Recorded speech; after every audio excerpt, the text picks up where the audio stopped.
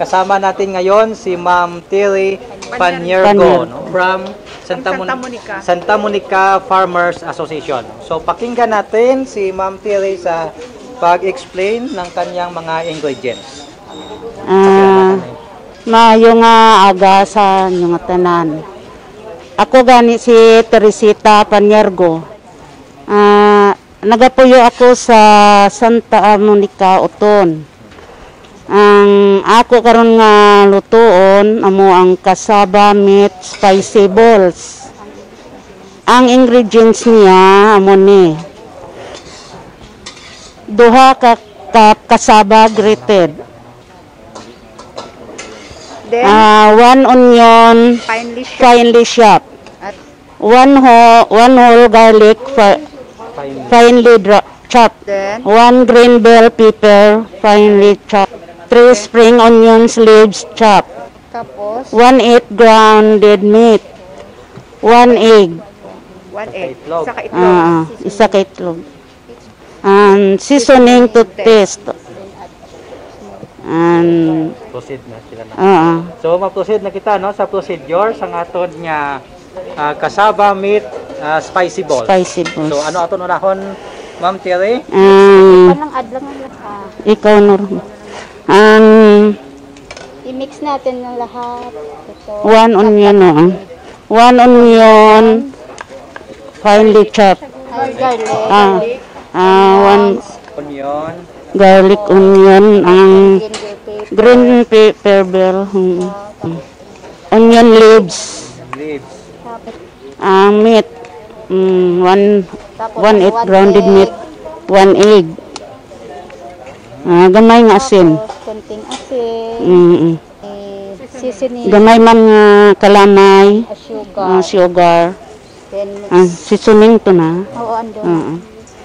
mix. So sa ating paghalo-halo, Ma'am Tilly, kailangan natin na Haluin ng mabuti. halo natin na Oo, mabuti. haluin na mabuti. Bakit, Ma'am Tilly, nahaluin mo mabuti? Para nga siya nga daw malumok ang iya nga mga paranakot.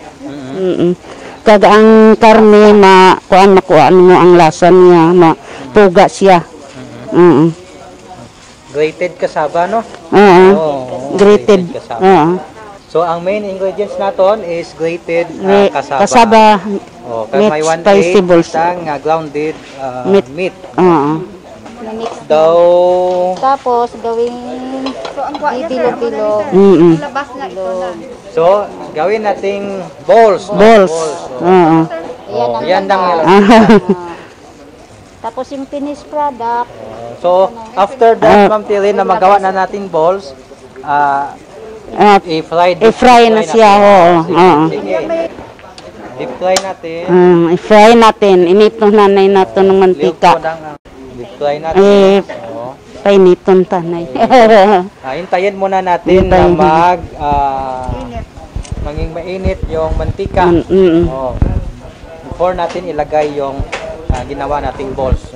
So sa ganyang mixture, Ma'am Tilly, how many balls yung magawa natin diyan? Mga Ganito mga kalaki. ganito kalaki, mga 20-25. 25 balls. Kung ibenta natin, Ma'am Tilly, na meatballs, magkano yung papresyo natin nito? Tag 10. 10 bawat isa. Kasi May mas masustansya. mayroon siyang meat. Grated cassava kita. Wala nang cassava flour. Wala. Grated cassava. Grated cassava lang. Pwede ba nating lagyan ng mga grated kamote? Pwede. Or Pwede. saging? Pwede, basta ginakuan lang, kid lang. So, how many minutes naman pag nilagay natin dito yung pagluto? Mga Dali lang. dali lang, oo. Oo, dali lang. So, after natin na magluto, ano ang the best natin na ipalis dyan sa meatballs? Kasi spicy. Ang may sauce siya. May sauce, may sauce. May sauce na ni siya. Ginawa Ginawa ng sauce. Bakit ginawa mong spicy?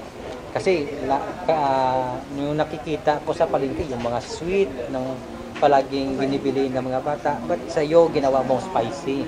O, ano ba yung target market na gusto mo? Ante, ang gusto ko kay ano, pwede mo man masudan. Ay, Oo. Kay may sabor man siya, may asin man, may gamay nga kalamay. Yung inalo natin pepper, no? Oo, may pepper man, may yung oo. dulot ng pagka-spicy. May bumba, may onion, may garlic. Tinamit siya. Parang mainit na. Mainit na. Testing pa, pwede na. Oo. Try natin. Okay, tinakita natin nagboboil yung mantika. Mantika, so within 5 to 8 minutes maluluto na yan, Ma'am Terry, no? At yung finished products natin, Terry, ito na yung finished product kasaba spicy meatballs. Kasaba meatballs, no? Spicy meatballs. Tikman natin, no? Tikman natin. Ma'am Terry? Oo, okay. Tikman natin, no? Ano kasarap itong kasaba meatballs na niluto, no, ni Ma'am Terry Paniergo. Spicy! Tingnan mo, Ma'am Terry, oh. Ang balas ko. Wala na. Kahit spicy. Ang balas ko. Wala na kahit spicy. Very good, Ma'am Terry. Very good. Kasaba meat spicy balls. Very good.